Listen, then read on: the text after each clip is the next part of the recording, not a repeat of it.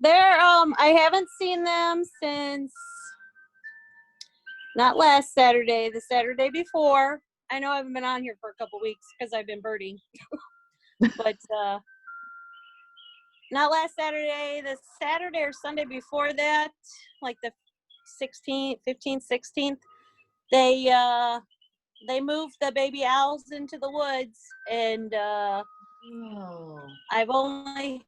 haven't been like out much at the time when they'll be calling or hunting or anything, so I haven't heard them but a couple times, and I haven't seen the babies at all. But Monday morning I get up with Chad for him to go to work for a day shift when he's on days, and he gets up and leaves at 4 a.m. So I was sitting on the back porch after he left. We had spooked a bird in the bush, like I think it was a house sparrow, maybe just giving like a little alarm call. And I'm sitting there for a few minutes after he left, and all of a sudden the bush shook like crazy and made me jump. And I look over, and here's one of the adult owls flying out of the bush with that bird just squealing. So it must have been sitting on the roof or in a tree above the house hunting. So that's just a couple days ago I did see them. I miss them because they're not right out in front anymore, but so many other good birds the last couple weeks. Well, they're just protecting their babies and stuff, but how cool. Yeah, it was pretty cool to get to see the whole process of everything, and get to watch them. And then like they're there one day and then they're gone into the woods the next, behind our house. I mean, they're still back there. It's good hunting because I live right on a corner, like dead end. So through the dead end is where the town of Chesterton, I say dumps, but they use it for like tree disposal and yard waste and that kind of thing, and their compost site area. So nothing's ever built back there, but it's a great place for rodents, and so they go back there and hunt. There's a tree line in between that area, and they sit in the tree line in the woods behind our house. And then they have this big this scrubby stuff and dirt pile, little pockets for a little bit of heaven, it sounds like to me, for the birds. So that's nice. Well, I'm kind of glad I got to see him, that he was in the bush, though. That's kind of funny, though, that he was that. I'm guessing that's pretty close to your house. Yeah, he was in the back. Bush right out.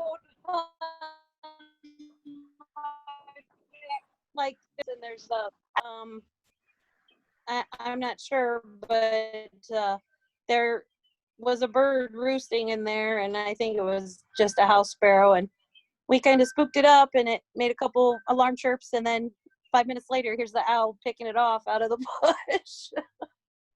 It scared me, though.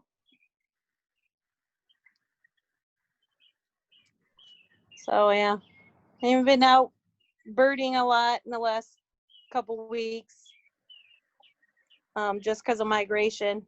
And the last day I was out was Saturday. This past Saturday I was out, and I haven't been out much. I've been doing tons of stuff around this house to like water management because our yard floods really bad.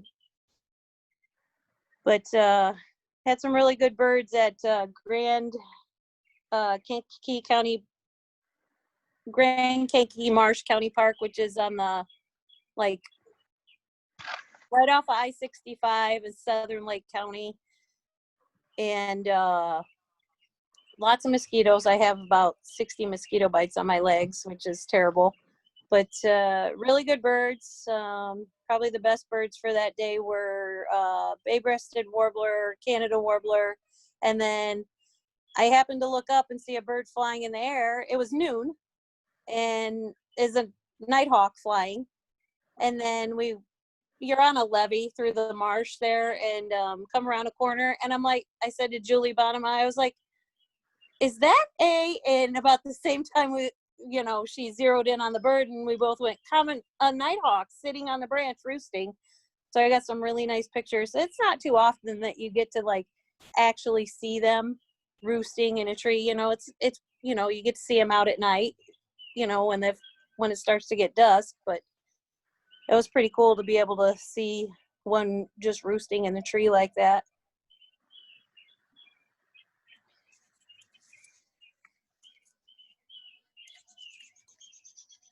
That's awesome. I'm glad you got to see that.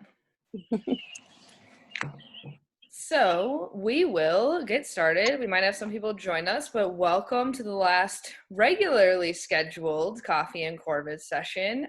So I know last week I had mentioned that it was going to switch to an evening on June 3rd, but we changed that around a bit. So next week we're still doing morning, and then it'll be evening the following Wednesday, whatever June 10th, I believe that would be. So look for that coming out as well, but we'll be giving away the coffee later today. So I think Brad has that. So we'll be doing a little drawing. Otherwise, I have quick trivia for you guys to test out your wake up trivia. 1 second.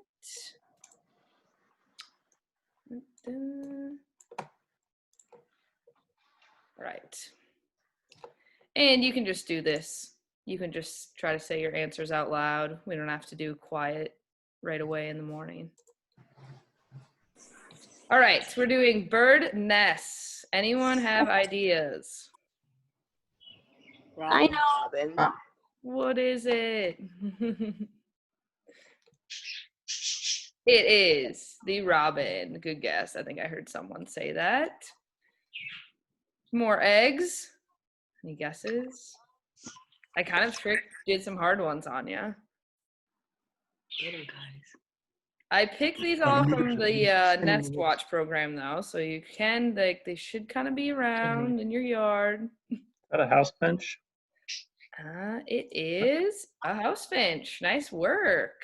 Yeah, that was a rough one. Good. What about this guy?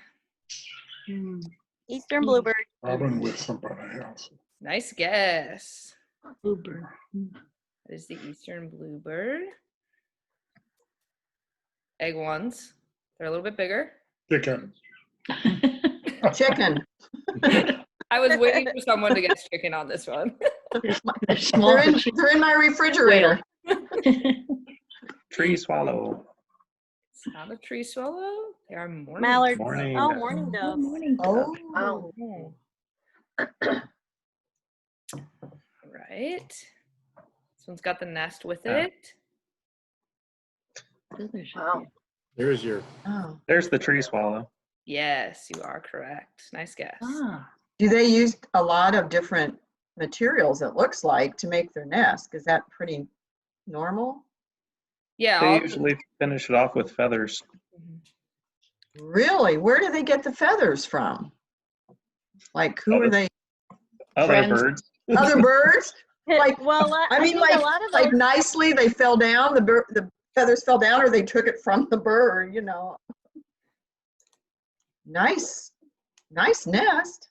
a lot of those look like more larger white feathers, maybe you know, swans even, because you know, tree swallows are near, you know, they'll nest in the tree cavities and water, so I'm thinking that a lot of those are probably ducks and swan feathers.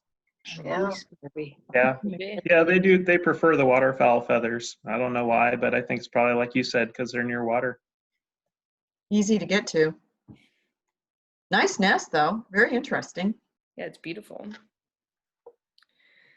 All right, next up, just eggs this time. Big clutch. They're pointy. 8. Any guesses? House sparrow. It is a house wren. House wren. Close. Some sort of house bird, right? All right. These are hard when they're not in the nest. I'm sorry, I had trouble finding good pictures of either like the nest itself or the eggs or together. There was not good ones together. Okay, not to throw everybody off, but can you see what's coming behind me? I get to see this like every day. This is my neighbor down the street. Can you see back there? He has draft horses that he runs down that. Oh, Oh, yeah. That's cool. That is neat. He trains draft horses, and he comes down the alleyway. He must have lived here forever. There's a farm at the end of our road, and he comes down the alleyway behind all the houses and takes the turn back to where they dump all the yard waste. So I get to see those almost every day, which is pretty cool. Quite an exciting backyard. Right? It's ridiculous. We'll just bring our tent and stay out back at your house. Okay. It sounds like you got a lot going on. Breakfast in the Sorry. morning, right? Breakfast in the morning, then we can sit on the back porch and watch the birds at 4 a.m. or listen to them. Your mask on. And then we'll go watch your farmer come down with his horses. I mean, really, truly, that sounds like heaven to me. All I get are cars on the interstate. So, you know. Okay, eggs. These are brown thrasher eggs. I've never seen one anywhere. That's cool. I have not, but I thought I'd throw a ground in. These guys. sandpiper? Oh, that's very good. It looks like Could be. killdeer. Yeah, killdeer. That's Not. right. Is it northern? Oh, what? Whoa. Oh. Tricks. I would have never guessed their eggs looked like that. I didn't Look at the either. ruler. It's centimeters, not inches. I think if it would be inches, you might be closer. Oh, Dang it. Okay, that's all I got. Sorry, some of those were hard. I didn't put nests. Some of them had nests, some of them didn't, but that's all right. So, Are you muted? just to get your mind thinking, but yeah, we kind of started some discussion a little bit on what Kristen's been seeing in her backyard. Anyone else got exciting bird sightings that they've seen the past week over Memorial Day? If it wasn't raining there? You're not muted, that's fine. I don't have an interesting sighting, but I had an interesting experience. I was refilling the jelly for the Orioles yesterday afternoon, because now we're doing it 2 to 3 times a day. And a female Oriole must have just been desperate enough. She came and she flew in and she landed on my arm twice. Waiting, she was that eager for the jelly. And I don't know which one of us was more startled. And then of course she disappeared and didn't come back for quite some time. So I think I might have thrown her for a loop, but it was really a cool experience to have her right there. I mean, she was just, inches from my face. It was wonderful. huh. That's crazy and awesome. That is really cool, actually. That would be neat. I haven't seen anything. I mean, I did get my hummingbirds finally. They did show up this week finally. Of course, on one of the cooler days, so I was so worried about them that night. What do they do? I know one of you on here will know. When it is cool like that, we had a cool night last week. Not as cold as it was earlier in May when we had that freeze, but cold enough that you kind of wonder, where do they go when it's that cool and they're this far north and they're expecting warmer weather? It was warm during the day, but we knew it was cool warm, and that's enough for them to be there. But I can't imagine that night when it dropped. Do they just go in the trees, and how do they protect themselves? They go into kind of I forget the term, but they go into kind of a semi-dormant state, I think. Okay. Well, I mean, I didn't see him the next day, but he did come back. Well, I don't know that it was him. Could have been another hummingbird just coming through later that week. But I just wondered that night, because when I was telling my friend that we were on the phone when he stopped at the feeder, I said, "Oh, I got my first hummingbird." She goes, "Well, it's a little cold. Where will he go?" And I'm like, "Oh, I really don't know." I was kind of worried about him, but he flew into the spruce, so I thought, well, maybe there's enough protection in that big spruce tree that he or she would be protected. Yeah, hummingbirds have a metabolism that is super high, and if a hummingbird were to just go to sleep at night, their metabolism would actually burn up all their energy and they would die overnight. So hummingbirds go into a mini hibernation nightly that we call torpor. And so once they shut down, their heartbeat goes down, the metabolism goes down, body temperature goes down. That way they can sustain themselves overnight. And you often see photos of like hummingbirds sleeping on like a hummingbird feeder, and it's completely, looks like it's frozen dead, and you can like pick it up and move because it's in that torpor state. So they can withstand some cool temperatures while doing that too, just like a lot of the other birds. We had a couple years ago, Penny Starrin in Cheston had a oven bird coming to her feeders during the polar vortex, and she woke up that morning watching for it, and because it had been coming for a couple days, and this was in mid-January. It was negative 16 degrees that morning, and all the birds were coming to the feeders, and they looked like crap, and the Carolina wren was all puffed up. Here comes the oven bird bouncing around like it's a 80-degree day, coming to eat insects that she'd laid out on for it. So these birds can take pretty cool temperatures, and as a side fact, anyone know what the latest date we've ever had a hummingbird in Indiana, a ruby-throated hummingbird in the fall?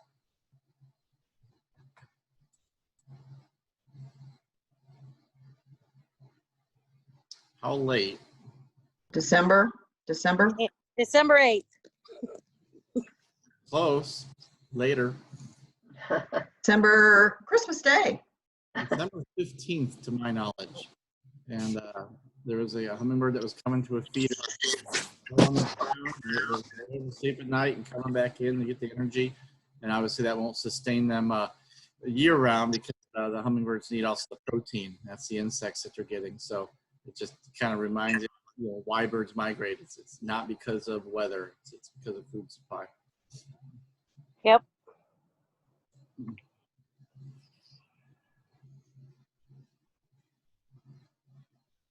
I can add that I did not bird in Indiana this last weekend. I went up to the UP, and it's been a kind of a tradition now the last couple of years to spend Memorial Day weekend fighting off black flies and catching in still some of the good migration that's going on up there. Just one of the things that just always impresses me, that I always love going up there no matter what end of the state, the UP that you're in, is one bird that is very common that a lot of people like to find here in Indiana and get a little tougher for some of them, especially if you're down south, is black-throated blue warblers.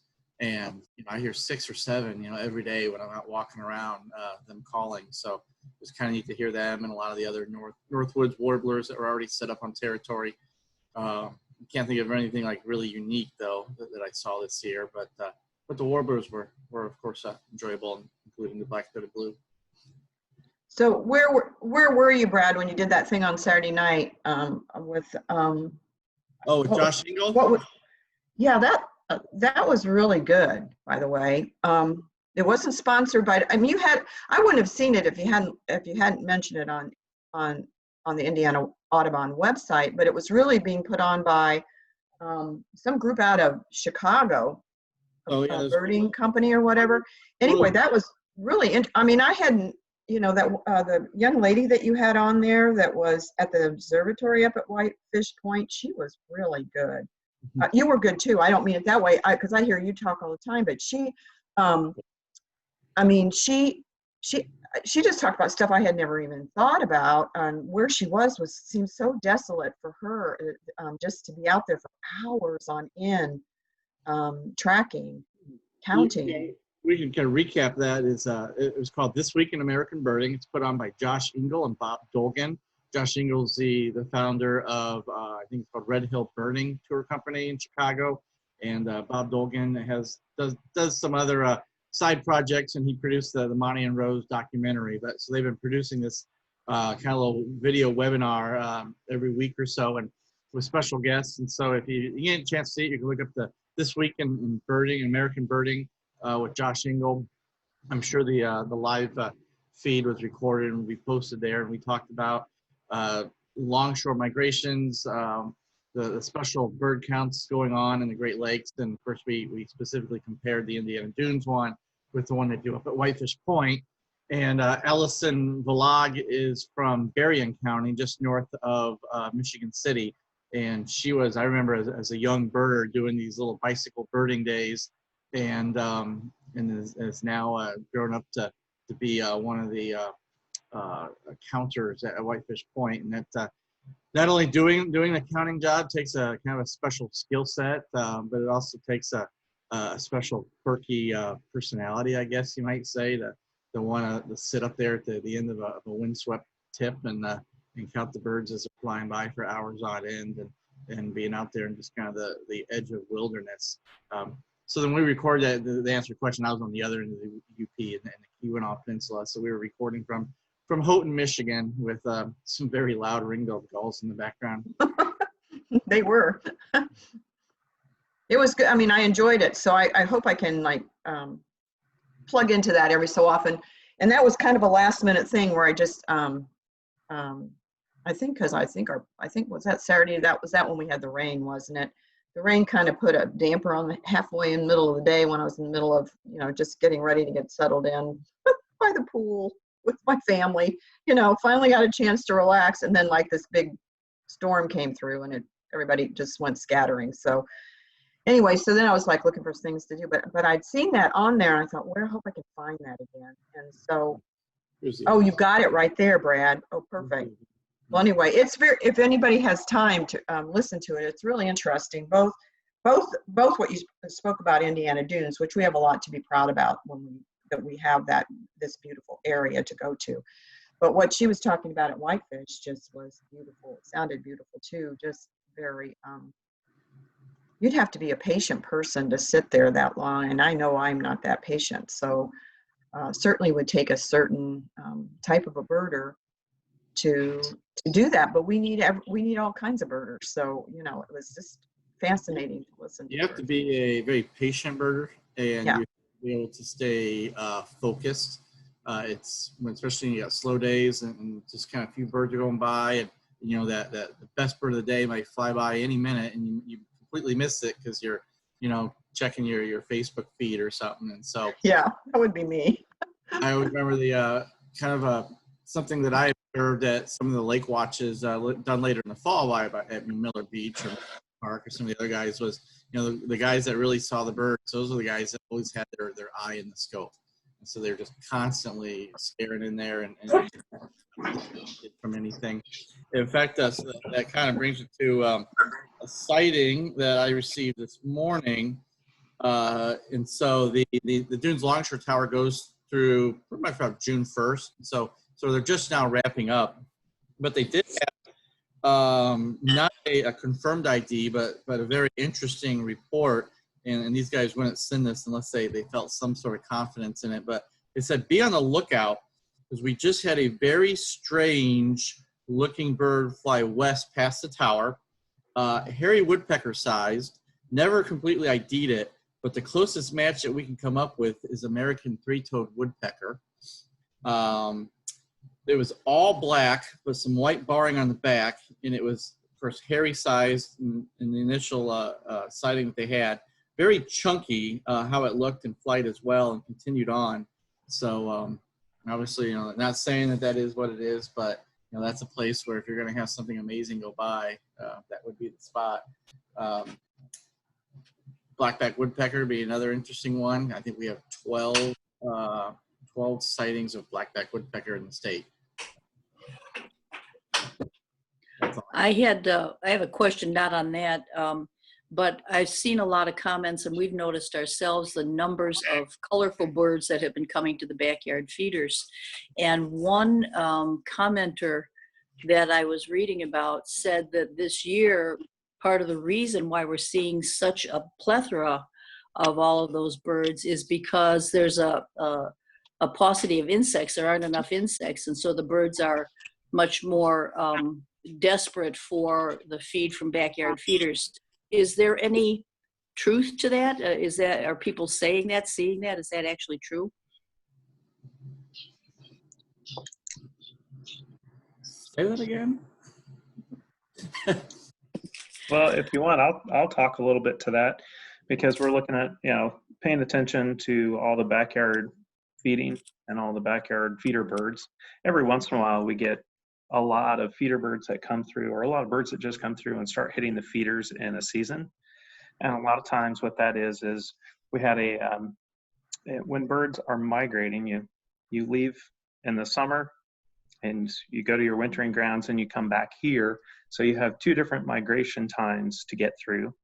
And a lot of times when you get a large portion of the population, like this year, orioles, lots and lots of orioles made it through both migrations, the spring and the fall, because migration is very taxing on the birds. There's lots of danger involved in that. Plus, when you're on your wintering grounds, how well are the food sources down there? You're going to be able to survive and make it back for spring migration. So we've just had a lot of birds. And as those birds are coming back, a lot of times you're going to see them start to hit the feeders. You get different weather patterns too. And this year has been very cool and wet. It doesn't mean that we haven't had insects. It just means that those birds are very hungry and they're looking for lots of different food sources. And you look around and just start paying attention, like Brad was talking about, hey, black fly season up in the UP. We still had lots of insects around, but these birds' diets are highly varied. It's usually like the warblers are almost strictly insects for a lot of our warbler species that are coming through during this time frame. They're not doing a lot of fruits. So you're going to see a lot of those birds that are multi-food kinds of birds, not just insects, especially the orioles. They're looking for a varied diet.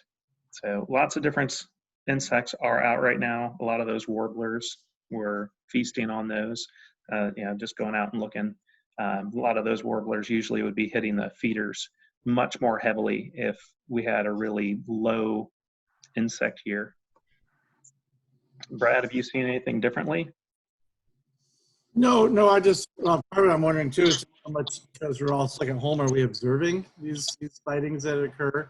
Obviously, that's what I was going to touch on, that there's more people at home being able to observe what's going on in their yard or their surrounding area.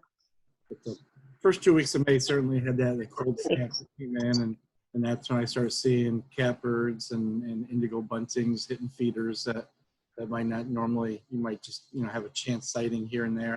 There are a handful of warblers that will visit feeders, but not very many of them tend to do it.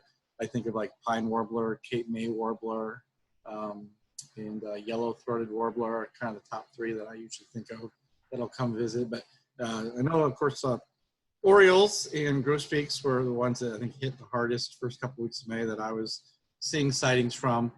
Most people don't realize that an oriole is a blackbird. It's got that what we call icterid bill. That's a long conical bill, and compared to like the sharp point of a warbler bill or a duck bill, an icterid bill is what I would call a generalist bill. And so it means that they can eat insects and bird seed and bugs and berries, and so a lot of everything that's in the icterid family. So your blackbirds and grackles kind of like the raccoons of the bird world. And so by being able to eat a lot of different things, it makes you highly successful. So think of when you see an oriole, just it was a dumpster diving bird. Yeah, it's interesting too. You see we had a lot of people talking about how they've had scarlet tanagers and summer tanagers hitting feeders, and it seems there like been a whole lot more hitting feeders. Well, when they hit the feeders, they don't hit them with a lot of frequency. And so once again, it goes back to we're all home and we're watching our feeders more regularly, and they're going to hit the feeders in the middle of the day. A lot of times when people are at work. So we do have, that's another one of those, we got a lot more people at home, a lot more eyes watching on the feeders. During the week of what would have been the Dunes Birding Festival, there was both a male and female summer tanager hitting the State Park Nature Center feeders like very regularly, like every 15 minutes you would see both the female coming in and eating oranges and also hitting on the suet cakes. Yeah, so the Saturday that would have been Bird Fest Saturday, I got home from birding and had a male and female scarlet on my feeder. And then the Wednesday after that, I got home from birding Coles Bog, which was a really awesome day. There was loggerhead shrike there and yellow-breasted chat, and then tons of warblers. But I got home and I had 5 male scarlet tanagers on my feeders, which was nuts to me.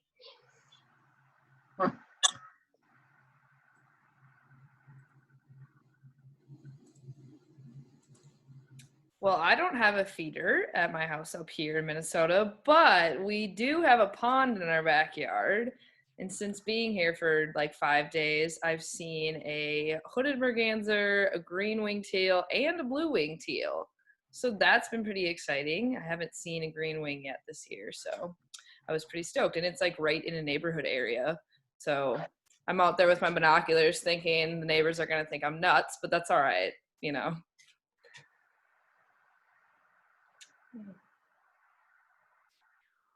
Ooh, Gail, you got your orchard oriole? I think you were the one waiting for it, right?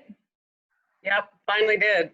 Awesome. Congrats. Yeah, it was pretty cool. I was able to get some good pictures, and yeah, I never did get the indigo bunting. My neighbor saw it, but it was never there when I stalked her feeder, so.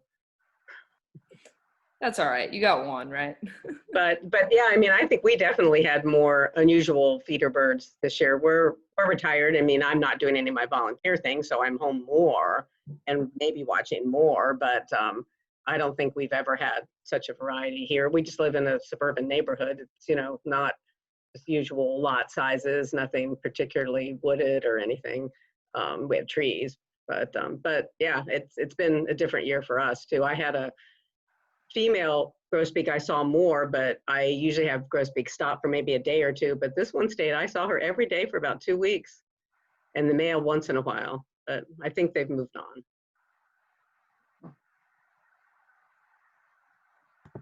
I had a question with the tanagers. There is a few days, gosh, a couple weeks ago, where it just seemed like it was raining tanagers, but they were all male. Do the male tanagers come ahead of the females, or are they just easier to spot or more active, or what's going on there? Yes. All of the above. Males are flashier, easier to see, but if you look at who's doing it, Black Swamp Bird Observatory has been putting out these little charts that show the banding records for each of the warbler species this season, and they've been charting out males and females, and there tends to be that the males are peaking about a week earlier than the females do. So we're probably the same case with the tanagers, is that the first ones you see tend to be the males, and then the females are coming in shortly behind, but that's going to be a really short window compared to the entire migration that the males come in first. So that would have just been probably in the first 2 weeks of May. You would have noticed that by middle of May, it should be pretty equal, males and females charging in. So it's probably just an observation bias with how the males look. That sounds about right. I think it was early May. Thanks, Brad.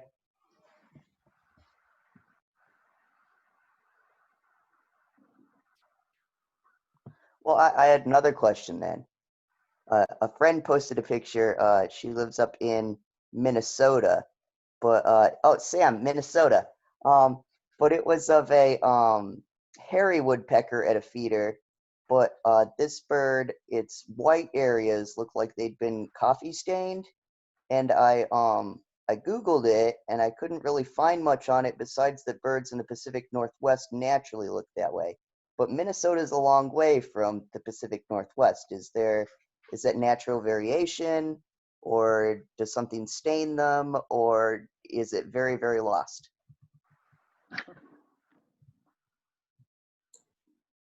I don't know. All the above again. It's pretty far for being pretty lost, but I guess it can happen. So yeah, I'm not sure on that. The answer again is yes. Yes. Others may have, I've never heard specifically, but I think it's always been assumed with the woodpeckers, you're hugging a tree that's got a lot of, it gets rain and dirt and such on it. I think it just stains from the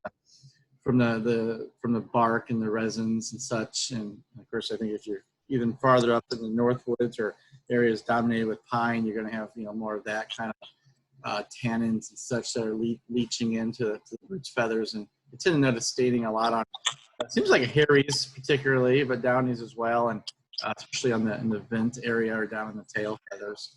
So that's just been my theory, but I don't think I've ever actually read into it, or if anyone else has. Finn, what I was going to say is think about gulls that you've seen, big abundance of gulls, and some of them are stained pink, have a pink hue to them. Think about where they are. They hang out at the still mills a ton and get like a rusty color stain from them. So I think, yeah, like Brad was saying, where they're at, the trees, they're hanging out on the bark all the time, probably just get stained from habitat. I was wondering about that, although this bird was, even its back was brown. It was very, very interesting. Yeah, the Downies and the Harrys, not just for nesting, but they roost in different holes. Yeah, they actually make roost holes, and they'll make multiples for a season. And so going in and out, just like Brad and Kristen were both saying, just going in and out of the holes, living inside of those can start to wear on the feathers. And it could be a wear, but it also could be the resins and the tannins from the tree just by rubbing against them.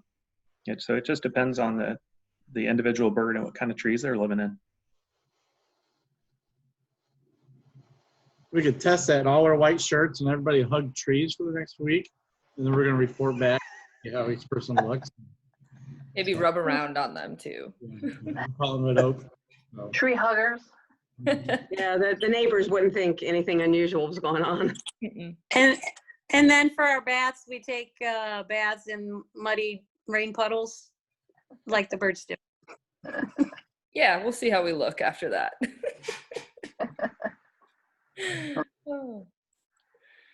Should we also chisel holes into the trees and just live inside them for the week? Yeah. Would people think it's that crazy after all this quarantine? They might just think we've lost it.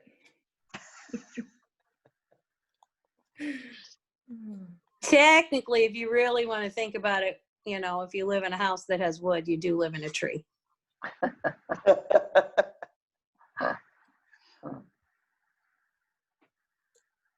So it's not a sighting, but I'm back in Minnesota with my family, and my sister, she's in college, she doesn't really bird.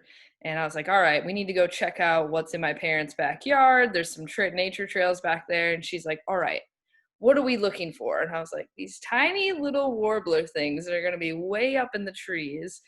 And she's looking, she can't find them. I'm like, look, it's right there. And she sees it and she's like, are you kidding? I'm never going to spot one of those ever in my life. It took her the whole day to finally get one in the binoculars, but she was so proud of herself for getting a yellow in there. So just a beginner birder story.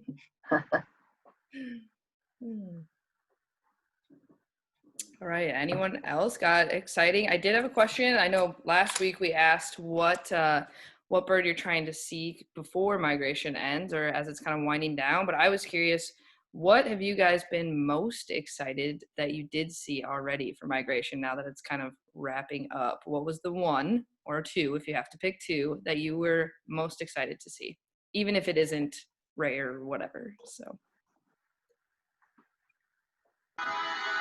that's not fair. I could just list my whole list and be just thrilled to death that I actually saw all these birds just locally. I had a wonderful time, and I can't tell you how many I saw for the first time, because this is the first time I've really had a lot of time to get more into this after just, life gets in the way of some things that you can do. But anyway, finally got to that point. And so now I'm like very excited for next spring, because now all the things I was going to do this spring, I'm going to do next spring. So I could focus on this year, but I think in a way it was probably better for me to be home locally. And I think when I go out, I'll be so much better. I get better every time I go out. I I see things I never would have saw. When you talked about your sister, I'm not going to laugh because that was me. I couldn't even figure out where the tree I was supposed to be looking at when I first started. This was at least 10 years ago, so I'm not that bad. But I did start out just like she did. I'm like, are you kidding me? I can't even find, what tree are you talking about? And now, I mean, it's like, I don't know what you call it. Is it bird radar? All of a sudden, like, I know I probably am going to drive every single one of my 4 adult children and grandchildren probably off the cliff somewhere with my talk about birds. Because I'm not laughing about this, but I'm sitting at their pool before the big storm came on Saturday, and I'm like, oh, did you just see? And they're like, I can just see their eyes starting to roll back. Oh my God, she's going to start again. But you do, because all of a sudden you notice movement and you notice everything. And that's what I'm thrilled about, because I thought I would never, ever get to that point. And now I just can't get enough of it. I just want to see all these different birds. But so what I learned is I'm really good at spotting a lot of local birds now. And now that'll give me the opportunity to take it a step further, because once you can identify them, you can move on to something else. So that's what I learned in my pandemic local spring migration. So yes, my list would be so long, so I can't say, but I did like that eastern screech owl that Brian showed me. He was a cutie in that tree. He was one of my favorites, I will say. And the pileated woodpecker last week that almost jumped out of the bush at me when we were walking the trail, and he was down on the ground looking for stuff, and he was literally a foot away from me. And but my friend that I was trying to social distance with pretty much landed on me because he kind of jumped out of the bush at her. But other than that, it was a wonderful spring migration for me, just to get really into this and have the time now next year to do some more exciting trips. I mean, I've got it all planned out. So let's hope that next year is a little different than this year, but this was a great year for me. Patty, talking about your family. Oh, go ahead. I was just going to say, so that's something that goes along with birding. You become mindful of other things, not just birds, their habitat and weather and other parts of nature, not just birds, moths, butterflies, plants, insects, those kind of things go right along with birding. And it makes you mindful of just to pay attention to, block out the noise of everyday life. And, it's almost like meditation sometimes, take 5 minutes and stop and listen, and look around and see what's going on. And I think that's kind of what's happening. Hey, when you say mindful, Kristen, I was reading about oak trees, and probably a lot of you already know this, but the oak tree supports so many different kinds of worms and bugs and critters that, it's not just those damn acorns, so you do kind of look around and go, that's why there's so many birds up there pecking around. Well, everything supports everything. I know, like you're saying, it's not just the acorn, it's what else does that tree do, or what else does that bush do, or whatever. We're all interconnected. So I think if, I'm hopeful that we got a better appreciation of nature. I always did. It just got pushed on the back burner. And why I let that happen, I don't know, because that was not me as a child. That was not me even as a young adult, or the years I took my kids and we went to the mountains, and we're doing it again. There was a period there where it just got put on the back burner. And for that, I'm, can't go back, but I certainly am going to make up for lost time, because I truly could just be outside. Like when Kristen was talking about her house, truly, I'm trying to find some place right now I could just go for a week on myself in Indiana, just some little cabin, and just explore that area, because we have so much in the Midwest. We are so fortunate.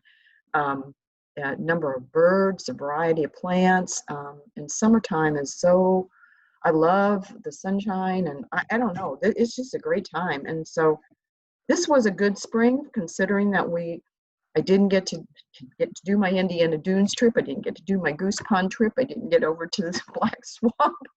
And I had this nice little, I had it all penciled in from January, you know, it was all ready to go. And you know what, it is what it is. And I think if anything, this maybe was good for me, because I think next year we'll make it even more exciting. So, I mean, I guess you always look at it that way. And I'm thankful for this group, because you guys have just, oh my goodness, you're just a wealth of information. You guys are so smart about birds and your experiences, and even all the backyard birding. I just love that.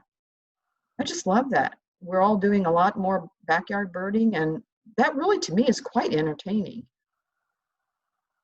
Yeah, I shouldn't have, I didn't mean to tell my sister's story to laugh at her, but also because we've all been there. And yeah, she is now excited because she saw her yellow warbler. So now we're going out tomorrow morning, and I think she knows what she's looking for. So she'll get a little bit of warbler neck going on this time. So for her, it's still going to be start somewhere, Sam. She has to start. Yeah, she exactly. just did. That's what I was saying. I wasn't laughing either, because my God, that reminded me of me. So I'm thinking, I can still remember being at my first bird hike up at Cool Creek Park, and I'm like trying to find the tree they're all talking about. Well, God knows the bird had long gone, probably, 2 minutes before, and I'm still looking for the tree.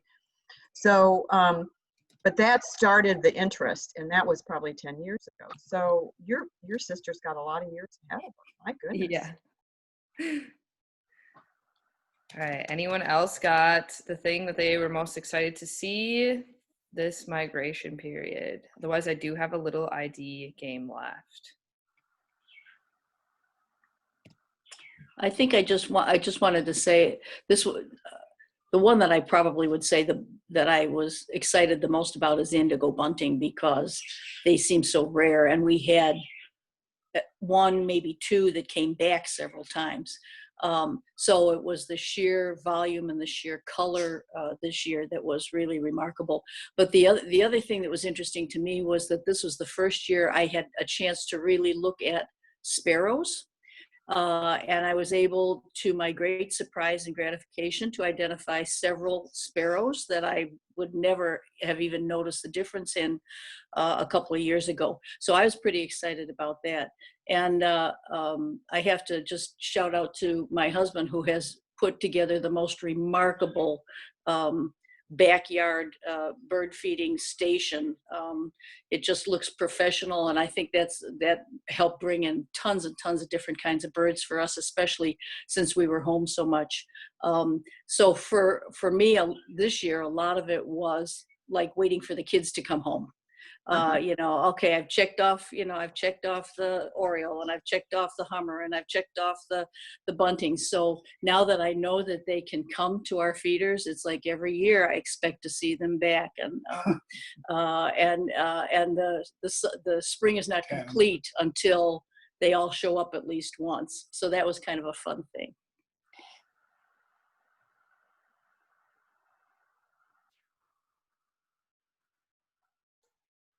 That's great. Brad, what is yours over there? I saw you thinking about it.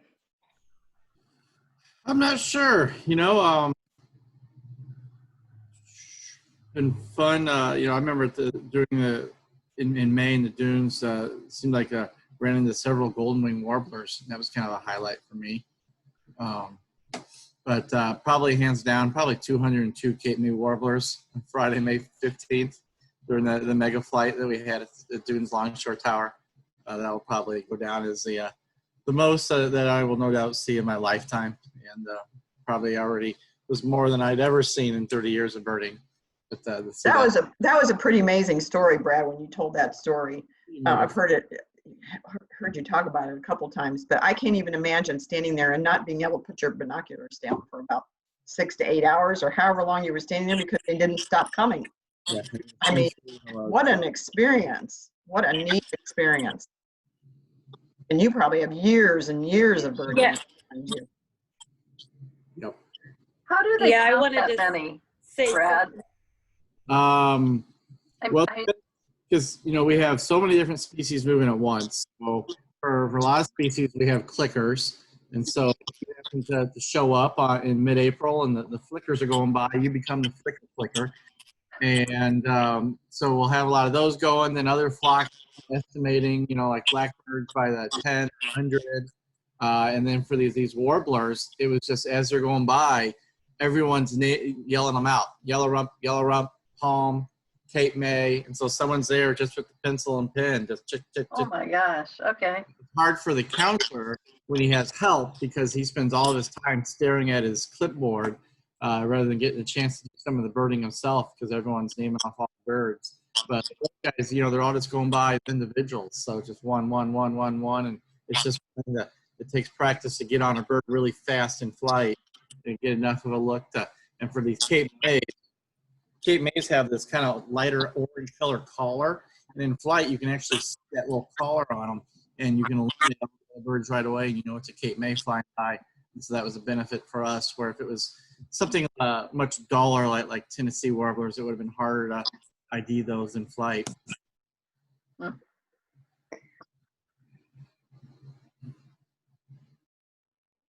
Yeah, so at one point when I first started birding real hard with Brad, one of the first times I went up on the tower, I can't remember if it was Brad or Brendan, hand me a clicker and said, you're counting flickers today. I can't remember which bird it was, flickers or blue jays. And I was just like, okay. And it was absolutely ridiculous, the amount of birds that, I'm like, I'm never being the clicker again. But I want to say something else about Thursday and Friday, those peak migration days.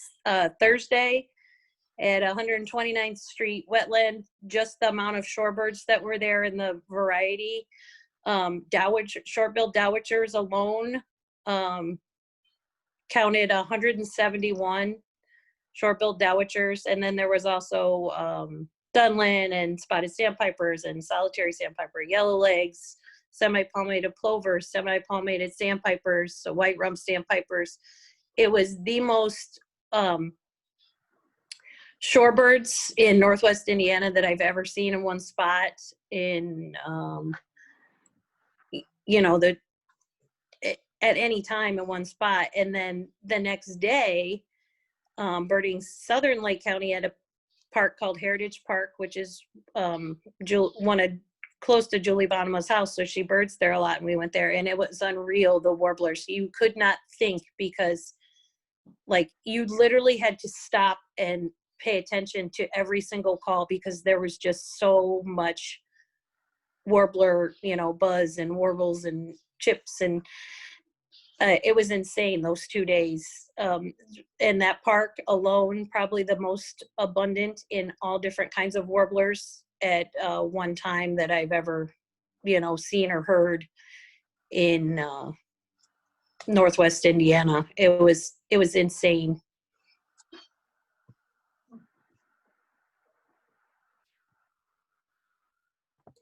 Yeah, the first time I was ever up on the tower, I'd taken a birding class with Brad at the state park, and they talked about the tower, and they were like, it's just there are thousands of birds. It's like it's raining birds on you all day. And I thought that has to be hyperbole. There is no way there are that many birds up there.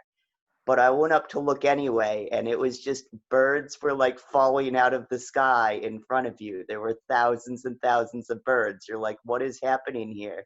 Suddenly it's raining flickers on you, or never seen that many birds in my life and never expected it. But it's really, really neat up there. Anybody that hasn't had a chance yet should definitely put that on their bucket list.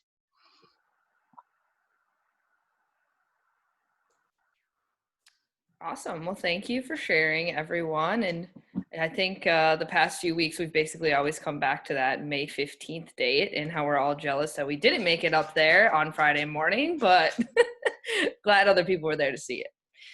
So I have a little ID game just for the end.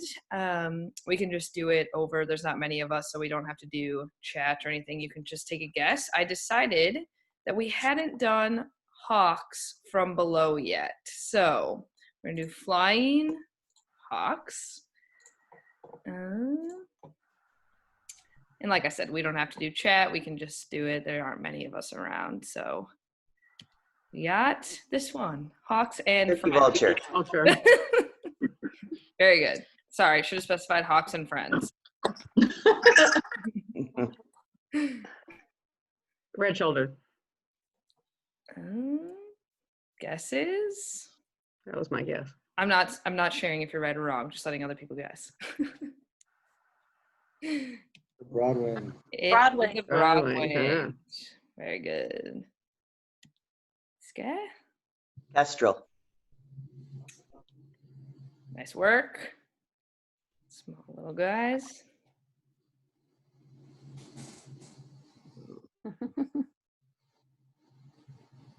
I'll call it a Cooper's.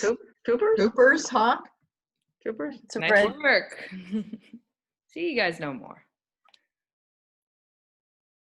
Osprey. Raspberry. Good job.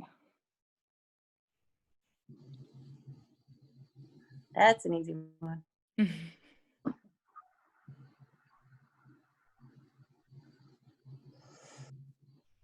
Guesses?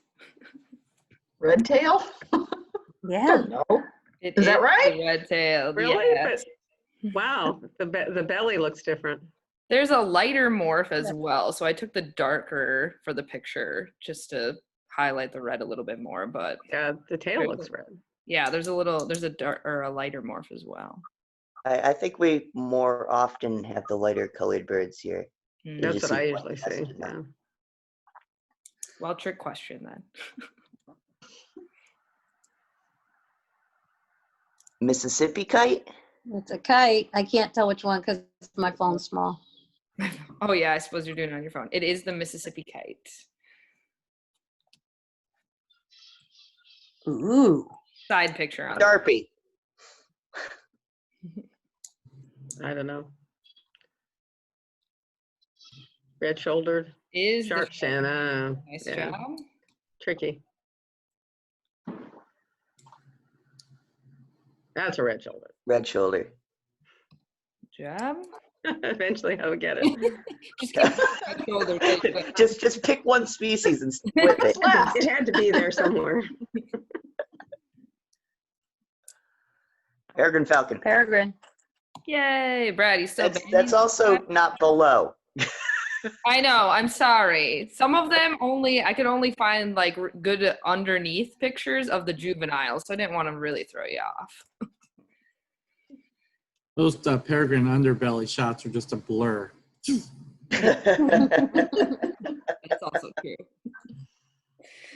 All right, that's the ID. Oh, I'll draw quick for the coffee. So what I did is basically if you had been here like 3 times or more, or if you won one of the trivia games when we played in the chat, I threw your name in. I have a little spinner on the side that you guys can't see, but I'll do the spinning for that. Hopefully they're here.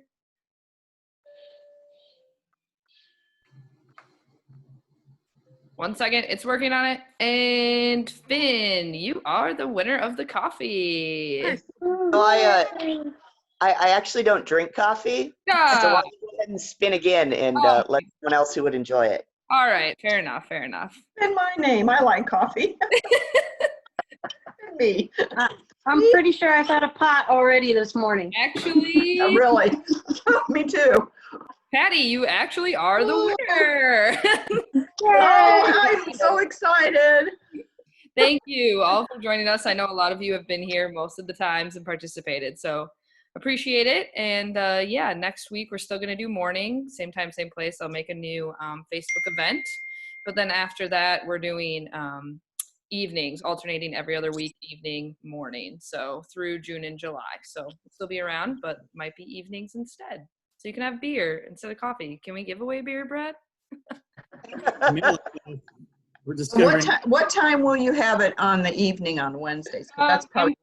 I'm thinking of 7 p.m. Eastern. I don't know, would 6 work Central for most people? Okay, I didn't know if that was too early. I'm probably not going to be able to make the evening one because I think I have something on that evening, but usually on that Wednesday, it's every other Wednesday. Okay. And I think it's going to fall on that. So I'll just still continue to make the morning. Awesome. This is great. Really enjoyed it. I mean, I kind of need to go on get off and get on a Zoom staff call now, but Okay, yeah, I have to go. I am working, but I mean, but I love this Wednesday morning thing. So this is great. So thank you guys. Thanks for putting it Awesome. on. Yeah, thanks for joining. Sam, thanks for doing it. And Brad, thanks for, it's been fun. I'll enjoy doing it the rest of the summer. Great group of people. Cool. A lot of good birds. All right. Thanks, everybody. All right, I'm off. Gotta See you go. later. See you next week. Thanks, everyone. Bye-bye. Bye. Thank you, Sam. Yep. Bye.